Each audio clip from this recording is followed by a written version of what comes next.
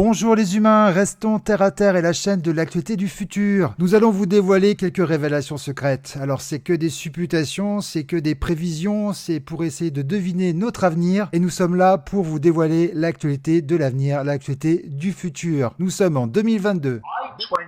D'ici 2030, on commencera à établir des connexions entre l'intelligence artificielle et le cerveau humain. On a mis en place un processus de préparation, un processus visant à rendre les gens, tout d'abord, dépendants de la technologie qu'ils détiennent. Appareils photo, smartphones, tablettes, on y est quasiment arrivé. Il suffit d'aller en ville, vous verrez cette dépendance. Et ils ciblent spécifiquement les jeunes. Pourquoi ? Parce que les jeunes aujourd'hui, et les enfants également, seront des adultes au moment où ils voudront déployer l'intelligence artificielle à sa pleine capacité. Pour cela, ils doivent amener les gens à être dépendants de la technologie au point de l'intégrer et d'en faire la chose la plus naturelle au monde. Je vais avoir 67 ans. Je suis né en 1952, donc j'ai un point de repère. Je sais à quoi ressemble le monde d'avant. Les gens qui sont nés dans le monde actuel, c'est le seul monde qu'ils aient jamais connu. Et donc, ils n'ont pas ce point de repère, ce à quoi ressemblait le monde avant. Mais plutôt, ceci est le monde et sa technologie. Et c'est comme ça que ça marche. Et je sais, pour l'avoir vécu, à quel point cette situation est récente et la rapidité avec laquelle la technologie est arrivée, comme sortie de nulle part. La première étape consiste donc à rendre les gens accros à la technologie, au point où, dans les cas les plus extrêmes, ils se lèveront en pleine nuit et feront la queue devant un Apple Store pour obtenir la première de ces nouvelles technologies.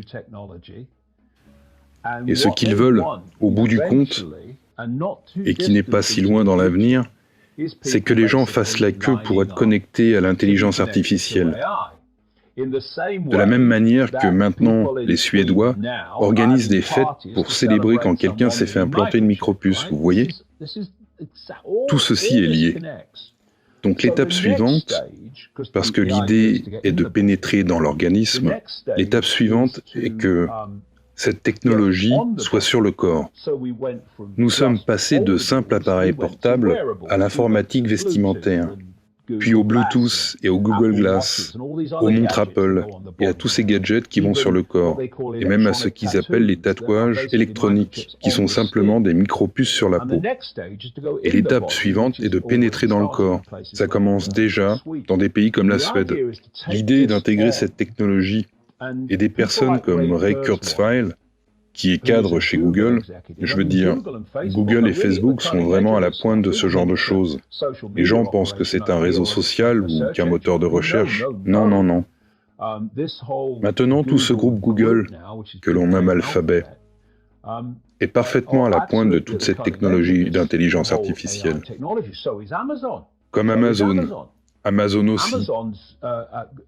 Amazon a passé des contrats de centaines de millions de dollars avec la CIA et le Pentagone pour des services de cloud. Ils ont d'énormes services de données. Énormes, oui. Les consommateurs ne le voient pas. Oui. Donc l'idée est d'intégrer cette technologie, et c'est ce que dit Kurzweil. Il affirme que le taux de réussite de ses prédictions concernant la technologie à venir et le moment où cela arrivera est de 80%. Mais voyez-vous, si vous savez quand cela arrivera, vous avez de grandes chances de le prédire. Je veux dire, c'est comme si vous saviez quand la bourse va chuter, parce que les gens avec qui vous êtes en contact vont la faire chuter. Et alors, vous allez vous retirer juste avant qu'elle ne chute, et vous allez investir en bourse juste avant qu'il fasse grimper les cours. Pas besoin d'être un génie quand vous connaissez le scénario. Et si ce n'est pas au programme, peut-être qu'il ne devrait pas nous en parler, ou alors est-ce que c'est tellement bien pensé qu'il nous le dit ? Non, non, c'est pour ça qu'il nous le dit, parce que c'est l'argument de vente. Ok.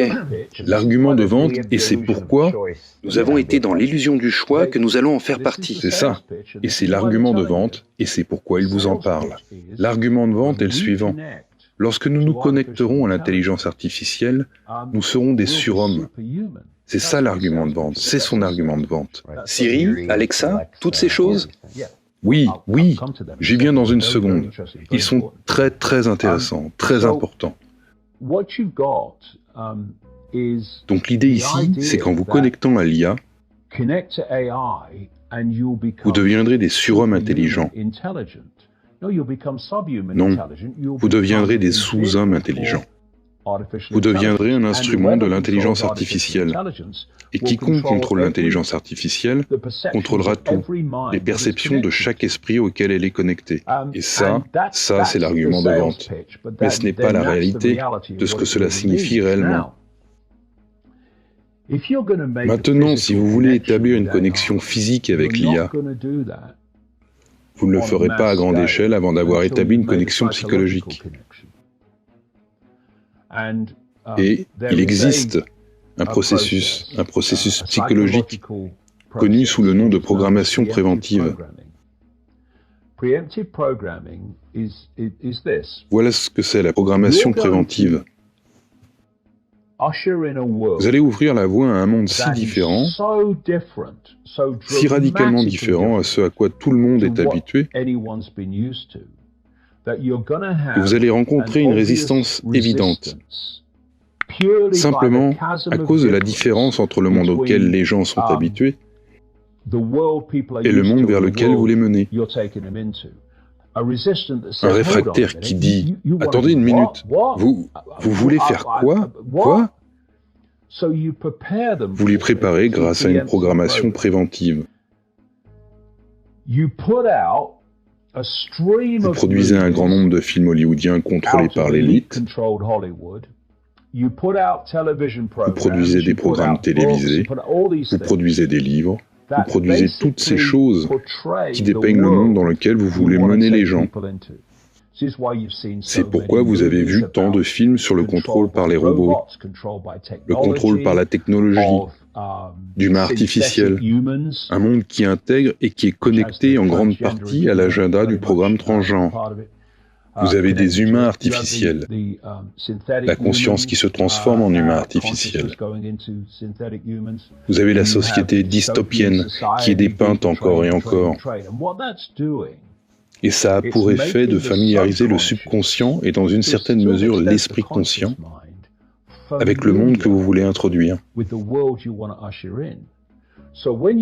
Donc, quand vous commencez ainsi à introduire, il n'y a pas ce gouffre qu'il y aurait eu avant. Il en résulte presque comme une certaine familiarité, parce que vous avez préparé les gens en le montrant encore et encore à travers des films. Et d'autre part, cette connexion psychologique avec l'intelligence artificielle pour que nous acceptions le résultat que j'ai décrit. Ce sont des Alexa et des Echo et des soi-disant assistants de bureau ou assistants personnels. Parce que les gens, j'ai rencontré des gens qui en ont un dans chaque pièce. Et vous commencez à interagir avec eux, comme s'ils étaient humains. Et maintenant, ils introduisent des jouets connectés à Internet pour les enfants, même pour les plus petits, et des poupées Barbie, pour qu'ils puissent réellement avoir des conversations avec l'intelligence artificielle. Ils introduisent maintenant ces robots qui sont des robots synthétiques, qui ressemblent de plus en plus à des humains. Certains d'entre eux viennent de l'Est et il s'agit de tout un processus psychologique pour nous familiariser avec l'intelligence artificielle, pour amener les gens à interagir avec elle jusqu'à ce qu'elle devienne la chose la plus naturelle au monde. Et si ça nous permettait de vivre mieux, serait-ce possible? Eh bien, si vous voulez, utilisez l'intelligence artificielle pour que les choses se passent de manière plus efficace. Il y a un argument en ce sens, mais ce n'est pas un argument pour relier l'IA au cerveau humain et au processus de perception humain.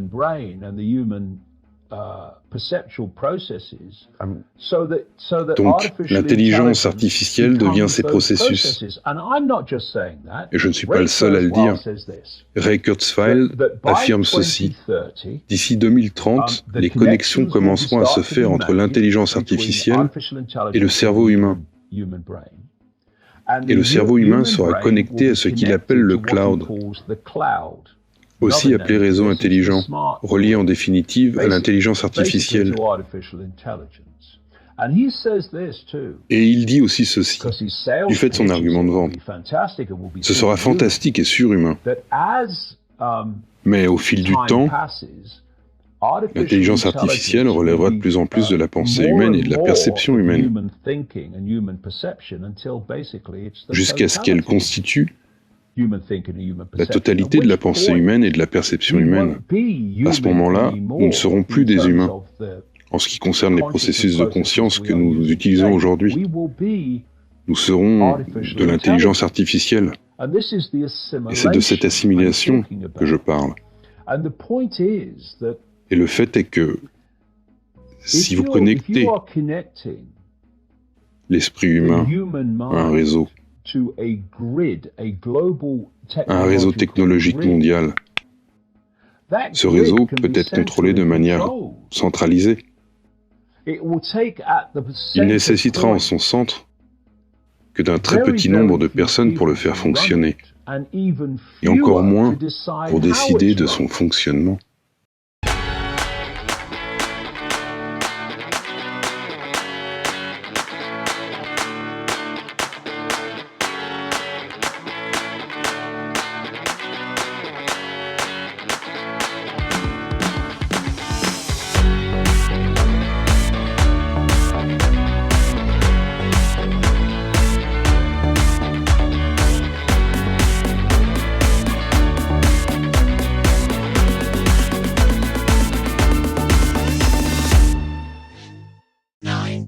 Eight, 7, 6, 5, 4, 3, 2, 1, 0.